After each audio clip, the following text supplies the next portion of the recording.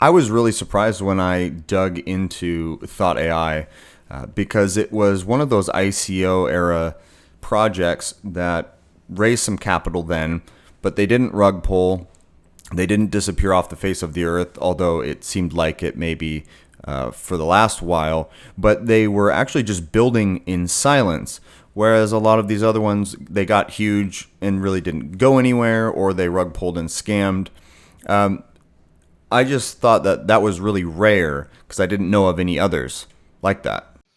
There's a handful out there, but you're right. The general amount of ICOs really just went to zero. Founders got very rich very quick, and either they lost desire to build whatever their original mission was, or they never had it in the first place and just saw it a way to get rich quick.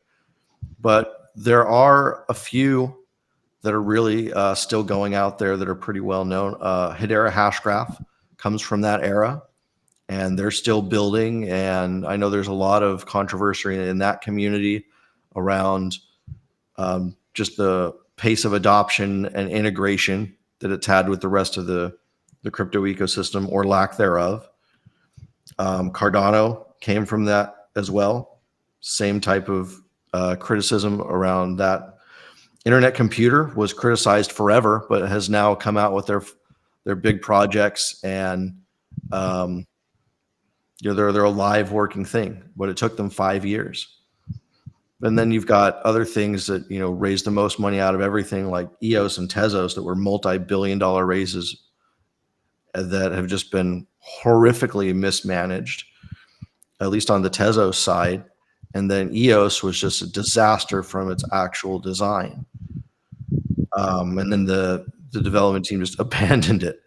So there's results from all over the board from that era.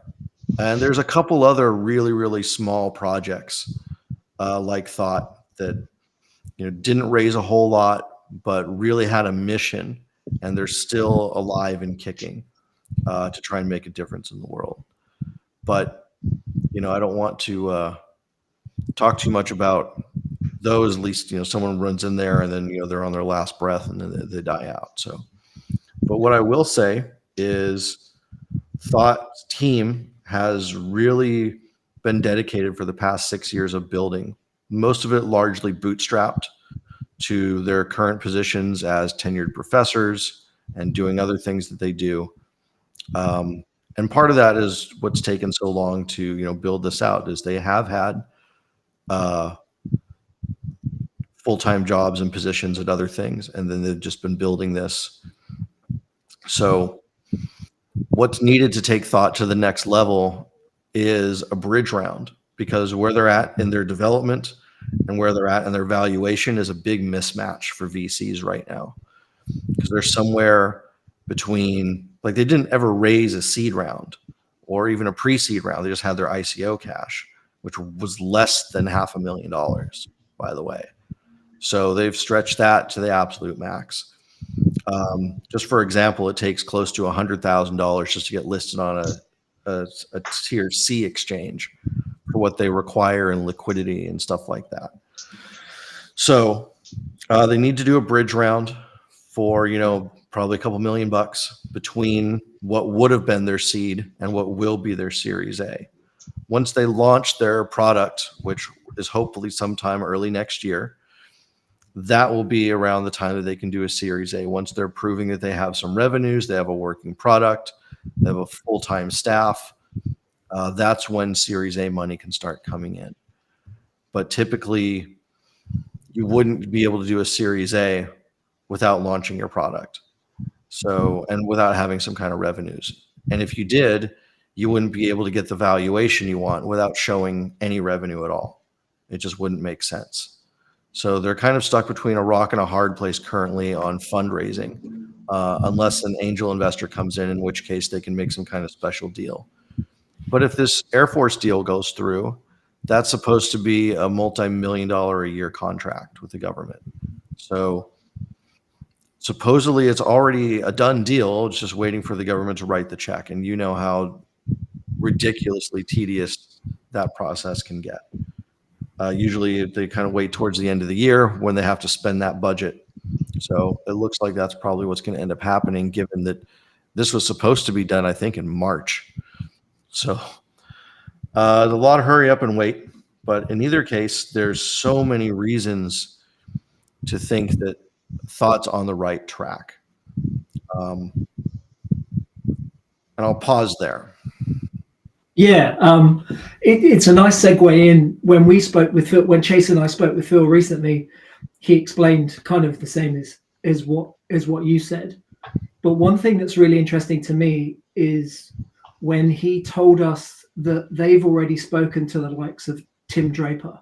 So it's not like the technology is not known. It's not like people are not really aware of what Thought AI are doing.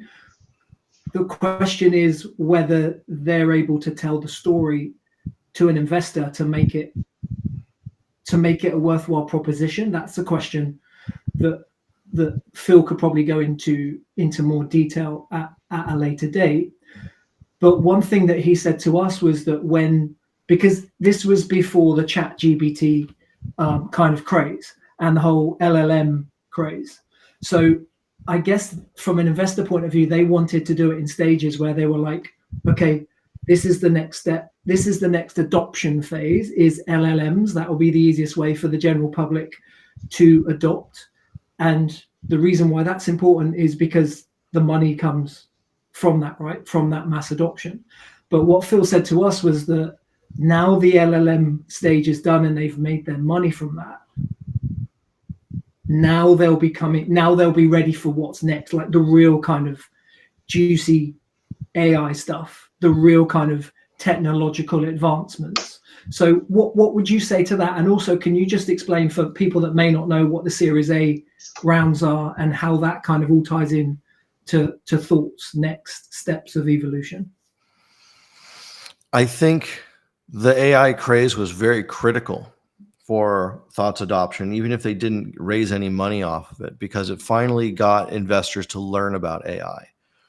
The story that Thought AI was having to tell several years ago was just this complete thing out of fantasy world that had no grounds into the reality of anyone who was listening. So it was very hard to believe until people were able to get their hands on it and use it.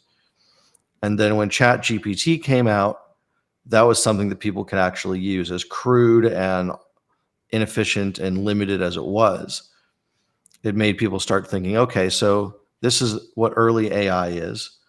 And then professional investors learned the difference between LLMs and agents and some other things if they wanted to get involved in that game. So now you've got at least a database of investors that are AI savvy.